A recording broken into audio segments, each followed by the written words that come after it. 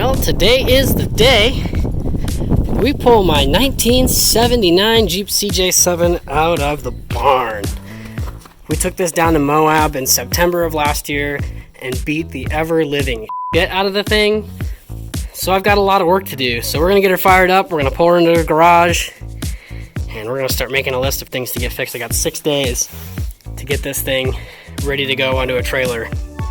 We're going down to Easter Jeep Safari again this year. I guess they canceled it, but we're going anyways. Today we're working on my 1979 Jeep CJ7. As you can see from looking at this thing, it's hardly stock.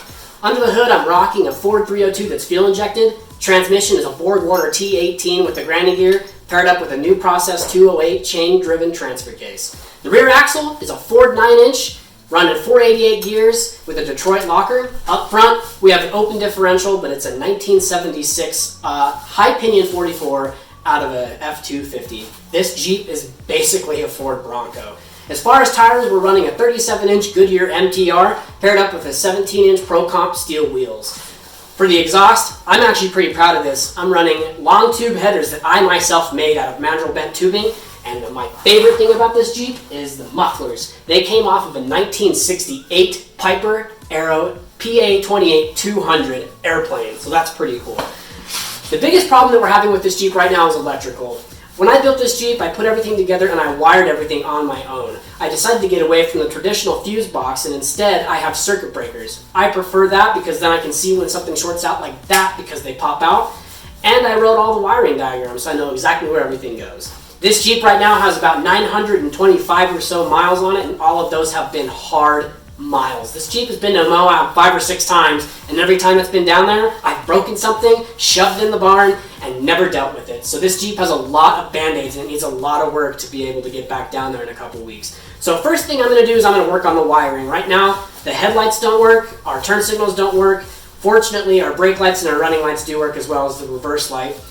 The weirdest thing happened the last time we were down there. For some reason, the Jeep won't run unless the radiator is pulled forward. Now, it is an electrical problem, so you can sit there and wiggle the grill on the radiator and the motor will cut in and out. It's insane. I'll show it to you here in a minute because it's something that I would have never figured out unless we just sat there for 4 hours trying to figure it out like we did. Another thing we need to do on this, because I have modified this Jeep so much, and when I put the engine, transmission, and transfer case in, it was way too close to where the axle was. So what I had to do is I had to actually add 15 inches to both the frame and the body. So that gives me a wheelbase of about 115 inches. The front axle has also been moved forward 2 inches, and it's been a pretty good combination so far. Because of that, the welds on this really thin sheet metal and the Jeep kind of flexing as it goes over obstacles, I have had my body split here, so I do need to weld that back together. I don't think there's really any other welding that I have to do, though I could maybe do a little bit of work on the fenders here, but it's pretty rough when I welded everything together. I didn't really care what it looked like because I knew it was just going to be throwing it up over rocks and stuff, and I didn't want to feel bad. So I just shittily welded the whole thing together. But it's held up, and it's been a really good Jeep. So we're going to start out with wiring. The first thing I'm going to do is I think I'm going to pull all of the headlight wiring out of the front. Just take the loom out and then inspect it and see if there's any shorts or anything like that. And then the biggest thing is we've got to figure out why that engine will only run when that radiator is pulled forward. It's so wild. So you'll see that here in the next segment. But other than that, this is probably one of my favorite vehicles that I own. Now I'm sure a lot of you guys are wondering why I used Ford parts on Jeep. And the best explanation that I can tell you is that it's just what I had. Back at the time I was driving a 1986 Ford F-150. And I had a car in the shop and the car got fixed, so I was going to sell the truck, and then people started asking questions like what kind of transmission did it have, and then I figured out, wow, I could actually use this and build a pretty nice Jeep. So let me show you what we got under the hood here. This is our Ford 302. It's fuel injected. I have been pretty proud of this. Everybody that I talked to said that a Ford 302 with that kind of intake wouldn't fit in the Jeep. So I proved them wrong. I know earlier in the video I said that we had to ratchet strap the radiator forward for the engine to run, and now I can't get it to be duplicated, so you guys are going to think I'm totally full of shit. But I swear to God, it's really what happened. Let's see if we get it to do it. Yeah, it's self-fixed, I guess. When I would do this, the whole engine would go pick, pick, pick. So I don't know what the hell the deal is with that, but hopefully it doesn't happen again while we're down there on the trail. if you look at my steering column, this bearing right here, it should be doing that. This retaining clip should hold it in. So I think what I'm going to do is I'm going to go ahead and pop the steering shaft out, and I'm going to pull the entire steering column out. So we'll do that from up underneath the dash, and that actually will be kind of nice because then it might help me work on the turn signal issue. Taking the seats out makes it so much easier to get to the electronics underneath the dash. I wanted to show you guys something kind of nifty that I did with this Jeep. So since I extended it 15 inches, rather than having, this is where the normal, like I guess where the step down is for the rear seat is, I actually put a toolbox in with that space, which is pretty cool. It's about 4 inches deep, and it just spans the width of the Jeep. The other thing that I built is this cool little ammo can center console. All I did is I just went down to my local Army surplus store, bought an ammo can, and then I cut out these rings where the cans sit in there and just used a piece of exhaust tubing, just welded it right in there like that. So I've got all my screwdrivers and wrenches and stuff in there. So there's a lot of storage in this Jeep. My transfer case leaks pretty good. I tried to fix it with JB Weld and it didn't work. So now I'm just going off of, it's a continual fluid replenishment program. You just have to make sure it's always topped off, and then you have brand new fluid in there. See? Look at that. Genius. Well, we got the old steering column out, and just so you can see what I was talking about, you see how the base moves like that? Yeah, that's not supposed to do that. It looks like this bearing that the housing would spin around has either, I think it's moved its way up the shaft, so I'm going to just take a hammer and see if I can tap it back down, and then we've got this retainer right here that should hold that in. So I think that's what happened, is the retainer slipped or broke or something, and then the bearing moved up. It's probably not the right way to do it, but that's how I'm going to do it. Oh yeah. Oh yeah, eh? It's moving down the spline shaft there. So to get this bearing down in the sleeve, what's happening is if I tap on any of the sides, it kind of gets kinked. So it needs constant pressure all the way around it. So what I'm going to do, take a socket, put it over the top of that, and then I'll hit the top of the socket with it, and that should press it down into that piece of plastic. Well, that worked. It took a little bit. So the problem is this bearing's got to slip down into this plastic retainer. So what I ended up having to do was take the whole plastic retainer and the bearing out, and then get the bearing sat on the plastic retainer, and then drive the whole thing down on there. So now it looks like I can take my retainer clip, maybe. It's going to be stubborn. There we go. There it is. So we got that retainer plate on there. It's like new. So now that we've got that finished, I think we'll come over here and start working on wiring. It's not going to be a good time. Scratch that. Changed my mind. Because I need electrical power to everything, the column's actually going to have to go in first, because it has to go through the ignition switch. So I'm going to put the column back in, and then we'll go in and start rewiring everything. Reinstalling the column really wasn't that big of a deal. All I had to do was just reinstall the mounting hardware, install the steering shaft, and it was good to go. Alright, we've got our column back in. So now what we're going to start doing is we're going to start troubleshooting the headlight circuit. The way that I'm going to do this is I'm going to work and basically make sure that the switch is getting power, because if the switch is getting power, I know that the circuit breakers are getting power, at least the circuit breaker for the headlight switch.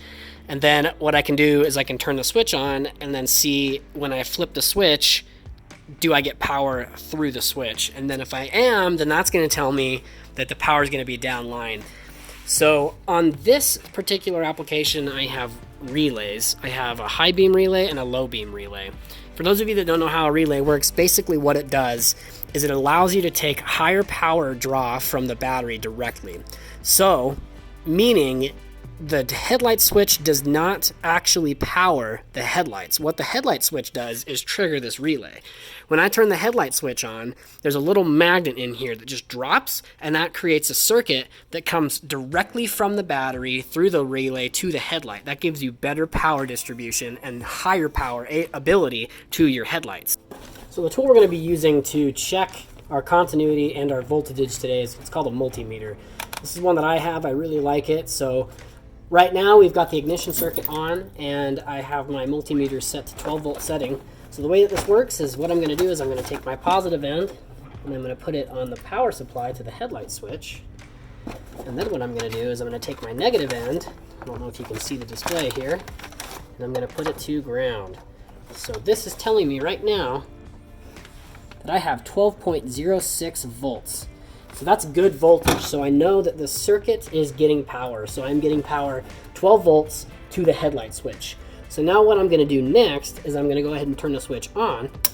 So I know that it's on because my display up here, you can see I have backlit instruments, so I know that it's on. I know the headlights aren't working. So then what I'm going to do is I'm going to do the same thing, but I'm going to check it on the other pole because all that a switch is doing is opening and closing a circuit. So I'm going to go ahead and place this on the pole, and I'm still getting roughly 12 volts. So I know that the switch is good. I mean, it's obvious because the lights up here lighting up, but just wanted to talk about how to troubleshooting a switch. So now that I know that everything is getting positive power, we're going to go under the hood and try troubleshooting all those relays and everything over there. So we've got positive power to our headlight switch. I just checked, and we have absolutely no power to the relays up here. But there's one more switch in between, and that is the bright switch. Now, it's entirely possible that the bright switch isn't getting power. What I'm going to do is I'm going to put a multimeter on here and see if I'm getting any voltage to the switch. And if I am not, that's the culprit. Well, we are getting power from the switch and the bright switch to the relays. So that tells me that it's the other positive power. And that goes directly to a fuse, or in this case, the circuit breakers. So I'm going to crawl up underneath the dash and see if it's connected. So I cried all the way up under here. Sorry for it's a mess. But I found our culprit. It's not connected. So we just need to reconnect that bad boy and we'll be good to go. All right, I got that wire connected to the positive side of the circuit breaker, and voila. Headlights, both high and low beams. So like I said before, just work from positive to negative, and that seems to be pretty good for me. That works. Decided to reinstall the horn. So this is an Awuga horn, or whatever you want to call it. And I don't know if I can show you this, but see deep down in there how there's like a hole in the side of the horn? Yeah, that's because it fell off and got melted on the exhaust last time I used it. So it's already grounded. What I'm going to do is I'm just going to drill a hole in the dash. I've already got a pilot hole drilled. And I'm going to put in another one of these little momentary switches. And it's already, the positive end's already wired, so I'll just have to wire it to the button and then through the dash there, down through there, and then to the horn. We've got our button installed, we've got it all wired. I decided to go with these two little trumpet horns instead of the Awuga, because it's just a little bit louder, so we'll give it a little bit of a beep beep. Yeah, looks pretty good. Pretty happy with it. Son of a mother. As far as the entertainment value goes, I'm definitely gonna go with these ones. They're super loud, my ears are bleeding. Help. Look at that. Expertly installed. That's what it looked like from the factory. Give that zip tie a cinch and we're good to go. Well, it was time to put the Jeep away for the night and close up shop. We'll return to this project and finish her up in another couple days. Well, it's been probably about a week or so, and we're going to go ahead and start working on the turn signals today. I'm going to work that problem just like I did with the headlights. I'm going to start basically from the circuit breaker, and then I'll go to the turn signal relay and the hazard relay, make sure all the wires are completely hooked up correctly. I'll check the column at that point too. Then I know there's some wires that I need to reconnect that I had to disconnect to get the steering column out. So we're just going to go from one end to the other, and hopefully we can get that reattached. Today I also need to weld the body back together right here. I went down and got some gas for that, and I think after that's done I just put the seats back in, and I think we're pretty much ready for Moab. So looking here at the flasher relay, looks like maybe some water had got up in here, and I'm looking at the connections and they're kind of all degraded. So I'm wondering if the flasher itself actually went bad, because we got good positive power and it's grounded properly and these wires are connected right. So that's probably a good place to start, is to see if we can find a new one of those.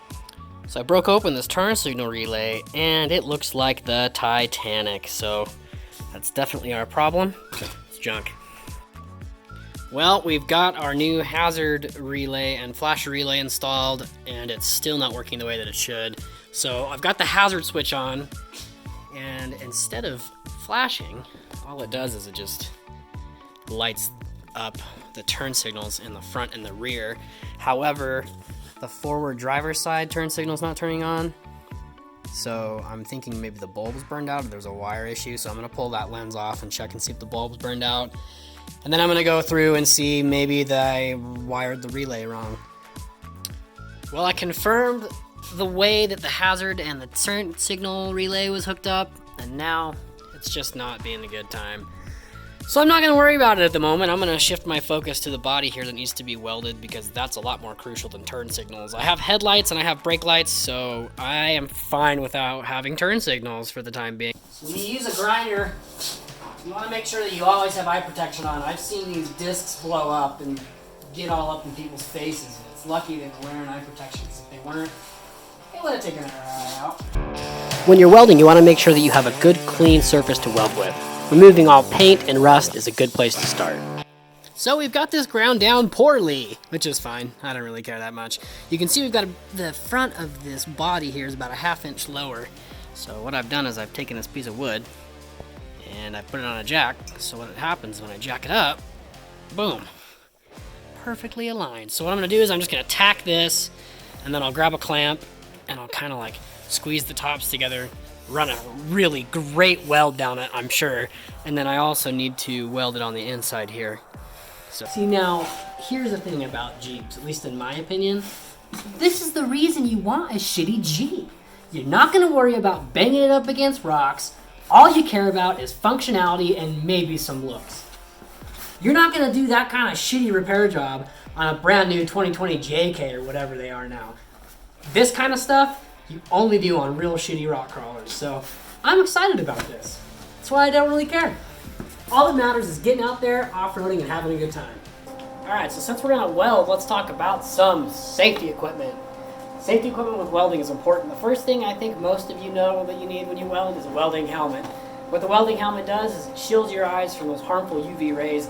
Looking at a weld directly on is like looking at the sun, and it's probably a little bit worse. So you really need to make sure you have the proper protection. You can't just use normal goggles and things like that. You really need to have this kind of equipment. I bought this at Harbor Freight for like 40 bucks or something, so they're relatively inexpensive.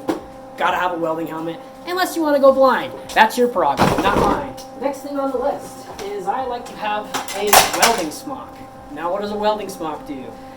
The biggest thing with a welding smock is the material that it's made of. It looks just like a normal jacket, but if you look at the tag, this is made of 100% cotton.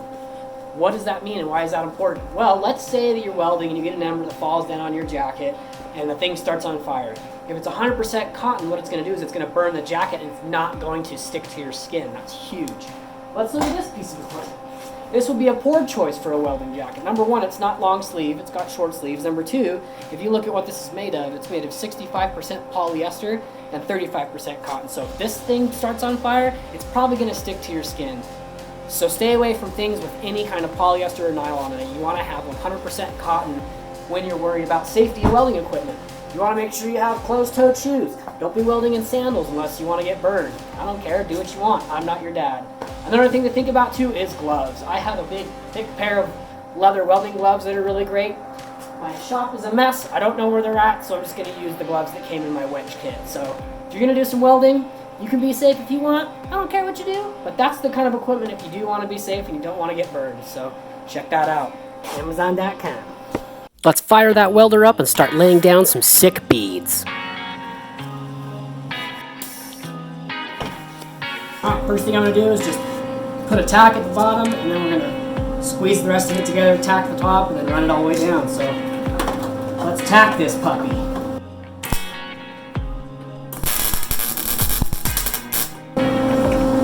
Alright, tack number 2.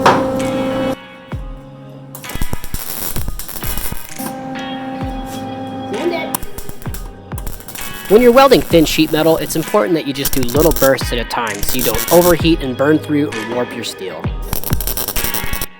One thing's for sure, it looks like Ray Charles welded that with his feet, but it'll work. It's fine. All that was left to do was to perfectly apply the factory finish. A little bit of a body touch up here, yeah, there we go. Take that over to the paint shop, ooh, yeah. This is how they painted Jeeps in the factory. God, look at that. It's like factory. See, now I stand by my decision that having Jeeps is the best because touch-up paint is a piece of cake.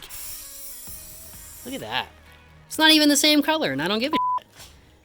God, this thing's a beauty. Look at that. I am pretty much done with the repairs on this Jeep. I gotta say, they're pretty lame. I expected this episode to be a little bit more, I don't know, what do you call, interesting as far as repairs go, but the wiring was super easy to fix. I thought it was going to be a lot more than that, with the exception of the turn signals. There's still some gremlins in there. Don't know what the deal is. Don't really care. I'll just use the old arm as a turn signal. Welding the body back together, I don't really care what it looks like, so that was really easy.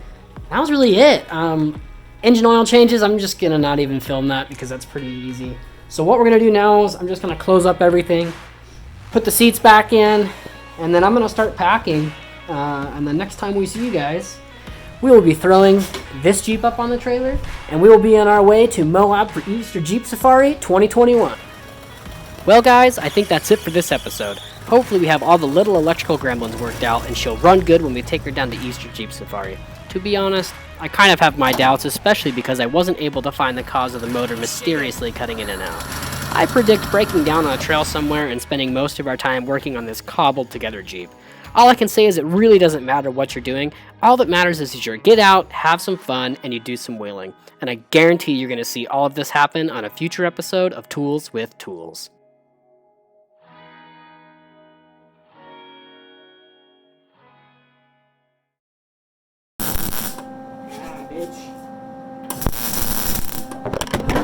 If you like this channel and want to see more of our shenanigans, don't forget to click like and subscribe. I hate to say it, but it's really what's going to help us make more content and get it out to you.